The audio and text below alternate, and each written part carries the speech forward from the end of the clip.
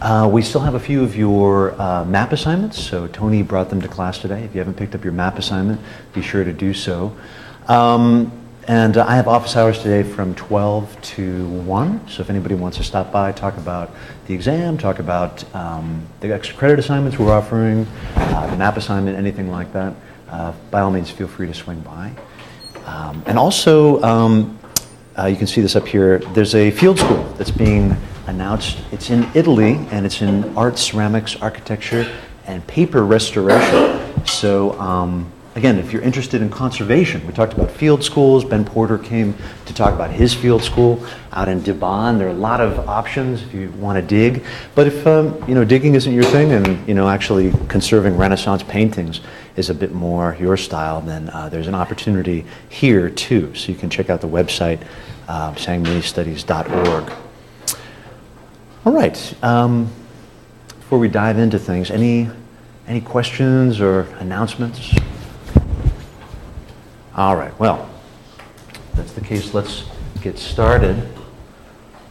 Whoops. There we go.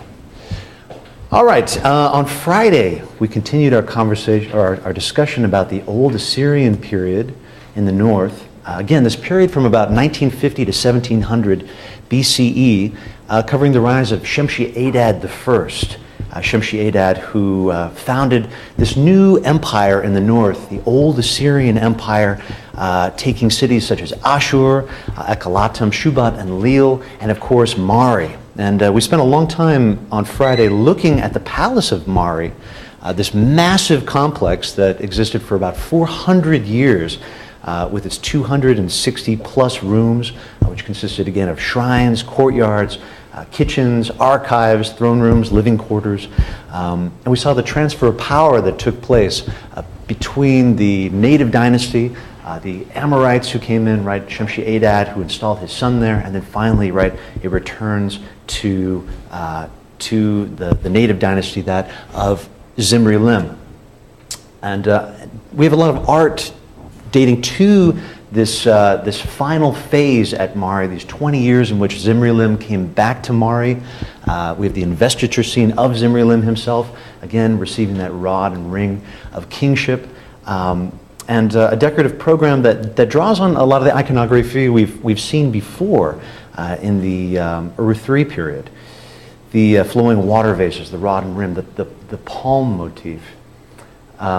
And indeed, this art is drawing on the Ur III motifs, but also this is a period of innovation, a period in which we see a lot of interesting things taking place at these three sites and associated temples. For example, at Shubat and Lil, right? This is Shemshi-Adad's capital again, with his sons at Mari and Ekalatam, which is near Ashur.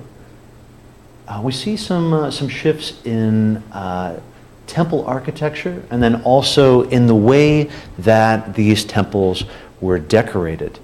For example, here at Shubat and Lil, at Tel Leilan, the temple continues in that straight access style. If you remember, we saw this shift at the Shusin temple during the Ur III period, a shift to a straight axis. We've been looking at bent axis temples. Now, Shemshi-Adad continues this tradition at Shubat and Lil, building a massive temple, and again you can see built on the straight access plan, right? So you're stepping right into this antechamber and then into the cella, cella being a term just for the main chamber of the temple, with a statue of the god erected at the far end of it. That said, while we have the straight access tradition, now our niched mud brick facade, which we've come to expect, right? You guys are sick of hearing me say this over and over, niched mud brick facade. If there's one thing you're going to get out of this class, it's that Mesopotamian temples have a niched mud brick facade. All right, well, we see actually a change in that during this period. It's still niched, it's still decorated, but under Shemshi-Adad, it's done now in this really fantastic way. You can see these mud brick columns that are on the outside that are in the form of spirals. Here's one with an excavator to scale, just beautifully, beautifully done. Again, these would have been plastered and covered. We see them at Tel Rima as well, another site that was under the control of Shemshi-Adad. And in this case, everything from these herringbone patterns to what seemed to be palm trees. And we talked about the importance of palm trees at Mari, the court of the palms. We saw palm trees being prominently displayed in the investiture scene of Zimri-Lim. Palms, again, during this period are very important, and again, they play this very interesting role, not just in the sense that palm trees could be used as actual architectural supports, right? This is a place that doesn't have a lot of wood, but the fact that palms, again, are gendered, that they're male and female, they're associated with fertility, and the fact that we see them in temple context is quite telling. The technology used to put these bricks and these facades together is also really interesting. You can see here there's a reconstruction off on the right-hand side. These were planned ahead of time. It wasn't, sort of carved out of mud brick afterwards. These were purpose-built, and the bricks were shaped beforehand to construct these wonderful, spirals and palm trunk motifs, these herringbone patterns. Again, so drawing on this previous tradition, right? We decorate the outsides of our temples. We do so in a niched, sort of fashion that's going to take advantage of the sunlight, creating these dramatic shadows.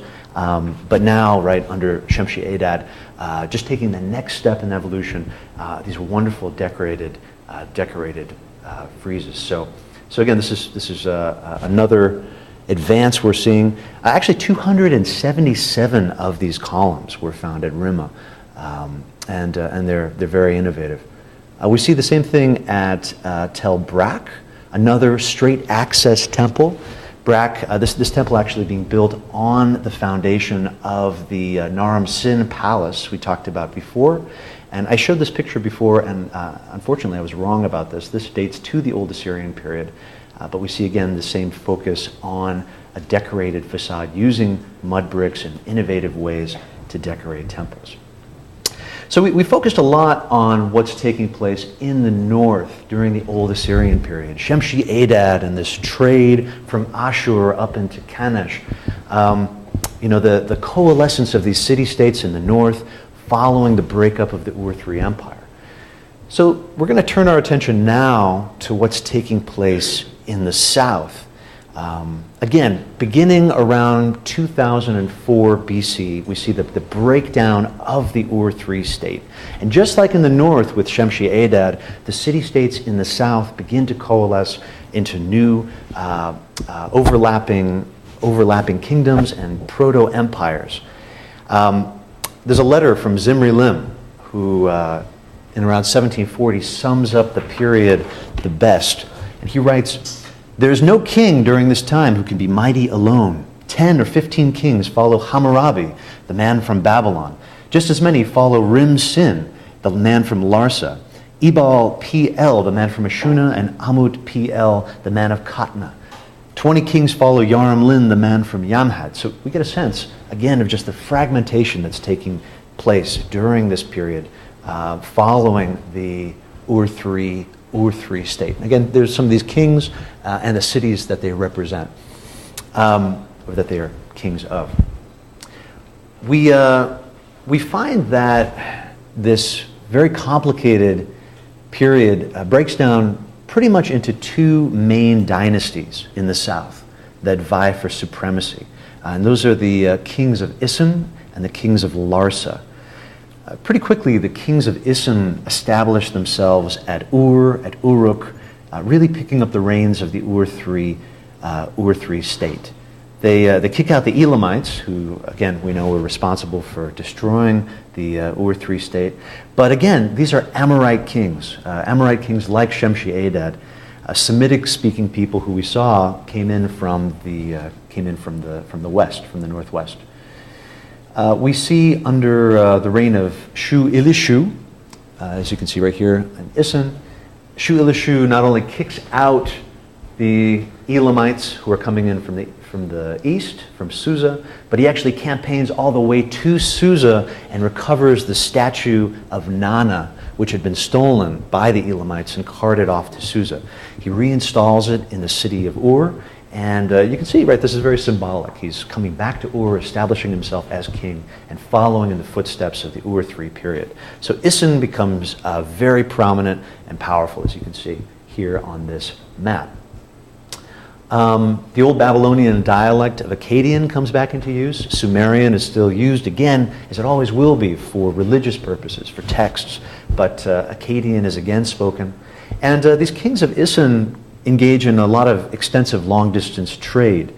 Just like Ashur in the north is conducting trade with Kanesh, the kings of Isin are conducting trade a bit to the south, to Oman and the Indus Valley, where they're trading for copper, luxury goods like ivory, lapis, gold, even pearls.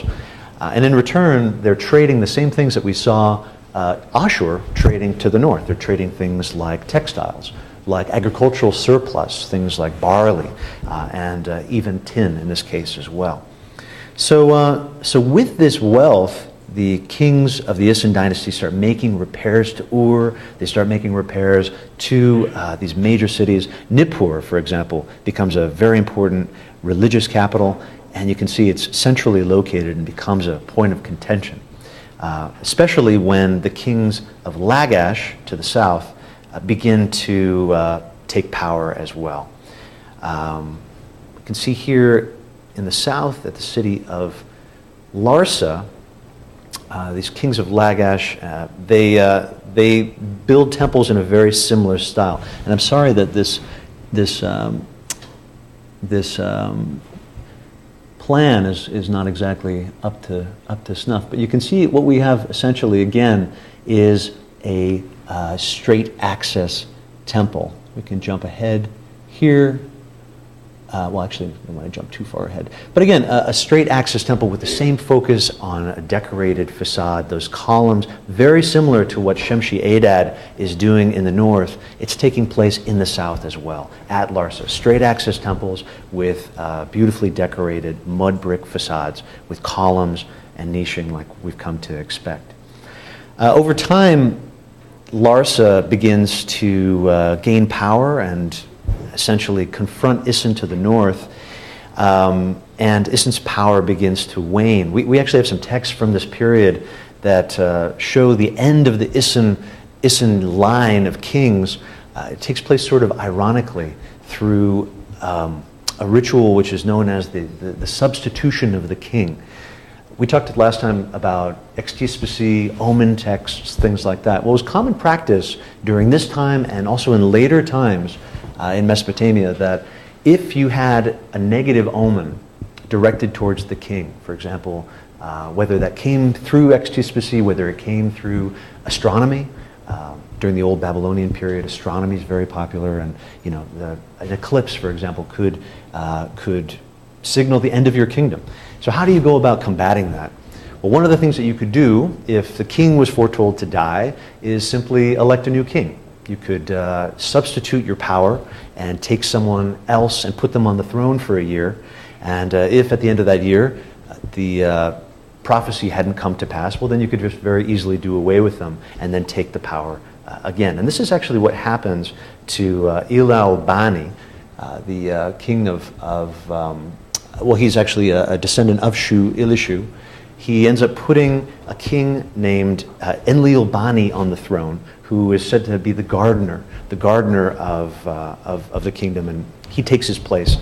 And instead of actually sort of serving as a proxy, he ends up taking power and usurping power and causing what's already a really unstable system to become even more unstable.